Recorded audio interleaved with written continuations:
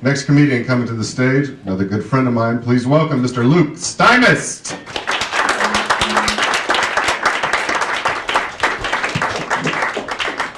I've been waking up lately in the middle of the night, and it's been bothering me because it can only mean that either I'm developing insomnia or my tits are crushing my lungs. So I joined an exercise class at the Y, and there's like 6 other people in the class, and they're all over 70. There's one woman who's so old she looks like she's made of paper mache. Paper mache woman is faster than me, lifts more weight than I do, physically superior. And it just kills me that there's such stiff competition between me and these people who are only working out so they can look good for their funerals. Hey, the casket adds 10 pounds. I work at Petco, and they've been teaching me like their whole Petco language that we use. So, for example, if you buy an animal from us, it's not called a pet, right? It's called a companion. And what do you call a companion you pay for? That's right. Whore!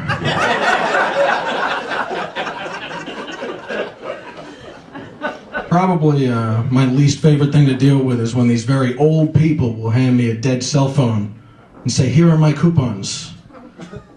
What?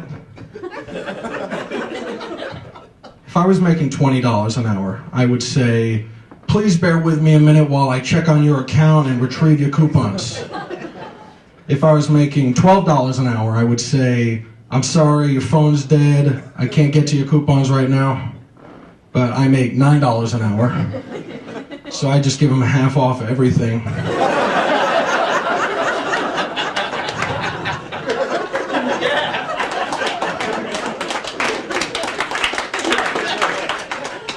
A lot of the animals die because we don't know what we're doing.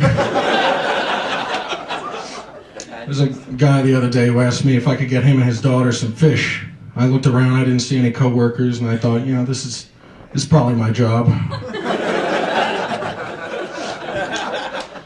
But I didn't anticipate just exactly like how slippery these fish were gonna be. So they're slipping through my fingers, I'm dropping them on the floor, I'm stepping on fish, and they're dying all around me. So I scooped them up and I brought them back to the wellness room. Now the wellness room has 2 things in it. There's a freezer full of the dead companions, and then there's a cage full of the sick and dying. There's ferrets and hermit crabs and lizards and birds and cats, just all in one cage, coughing on each other. My boss told me that there's a vet that comes every 2 weeks. Now, even if that was true, I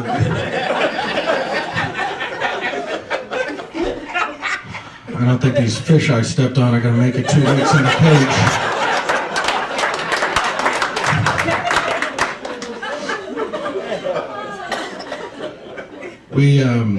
We got in a new treat recently that looks exactly like an Oreo.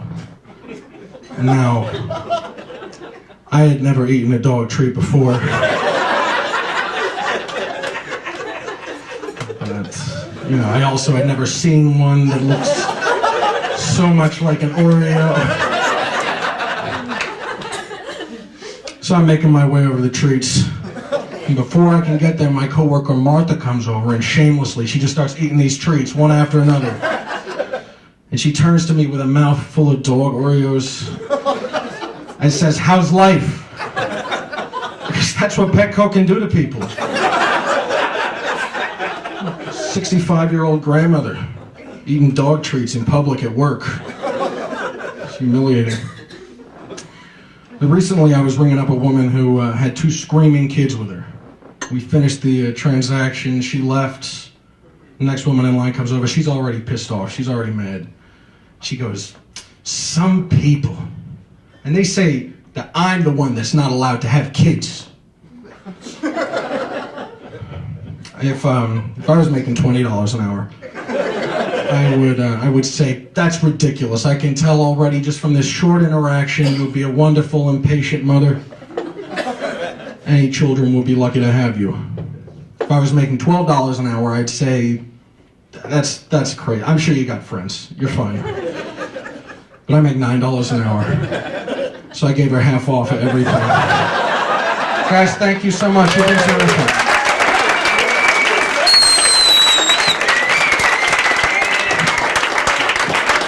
Luke Stymest right there. Let Luke hear it.